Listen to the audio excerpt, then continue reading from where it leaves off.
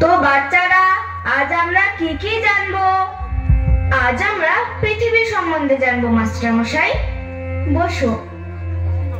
আগে মানুষ জানতো পৃথিবী সমতল। ওরে বাবা, সোজা রাস্তায় যেতে যেতে পৃথিবী যেখানে শেষ হয়েছে, ঝপ করে বুঝি মহাশূন্যে তলিয়ে যাবে। কিন্তু আমরা আস্তে আস্তে জানতে পারলাম পৃথিবীর আকার গোলাকার, ঠিক যেন কমলা লেবুর মতো। বুঝলে? ওই চড়ুইভাতি করবি? দাঁড়া, শুনতে দে, না হলে মাস্টার মশাই পড়া ধরলে বলতে পারবো না। আর দিলে তো সব পারে, আমরা তো পারি না, তাই আমরা ধোকা খাই।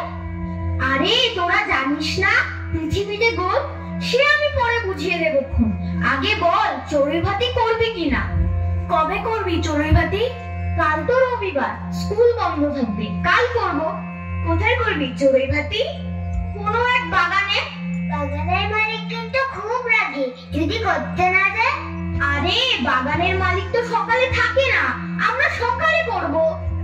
দাঁড়া, আমি সবাইকে জিজ্ঞাসা করি। এই, কাল চড়ুইভাতি করবি? চড়ুইভাতি? হ্যাঁ করবো তো। কে করবে রান্না? রান্না হবে তো। দূর বোকা, রান্না ছাড়া চড়ুইভাতি হয় নাকি? আরে আমি রাঁধবো, আমি রাঁধতে পারি তো। তুই সত্যি রাঁধতে পারবি তো? হ্যাঁ হ্যাঁ, চাল ডাল তেল নুন মশলা দিয়ে খিচুড়ি রাঁধবো। এই মনীষকে জিজ্ঞাসা করতো কাল চড়ুইভাতি করবে কিনা। এই, কাল চড়ুইভাতি করবি? খিচুড়ি রান্না হবে, খিচুড়ি। বাড়িতে বকবে না? দূর বোকা, বাড়িতে বকবে কেন? আমরা তো বাড়ির বাইরে করব। এই দিলে খিচুড়ির জিনিসপত্র পাবি কোথায়? সে এক একজন এক একটা জিনিস আনলে এলো। কেউ চাল আনবি, কেউ ডাল আনবি, কেউ মশলা আনবি। তো ছাত্ররা, পৃথিবী হলো গোল, বন বন করে ঘুরছে। তবু আমরা কেউ পৃথিবী থেকে পড়ে যাই না, কারণ পৃথিবী আমাদের আকর্ষণ করে রেখেছে। আর এই আকর্ষণকেই বলে মাধ্যাকর্ষণ শক্তি।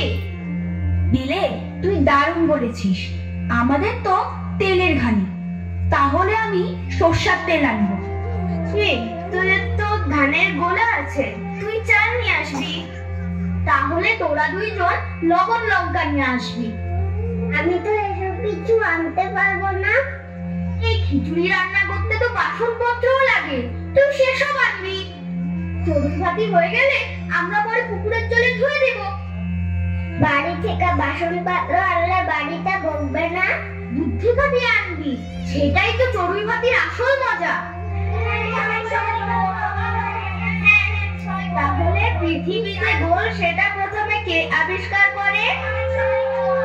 আরে এই, এইটা হচ্ছে কি? হ্যাঁ, আমি পড়াচ্ছি আর তোমরা গল্প করছো।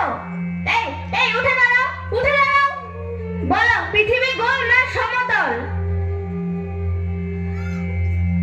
মাস্টার মশাই, পৃথিবী হলো সমতল।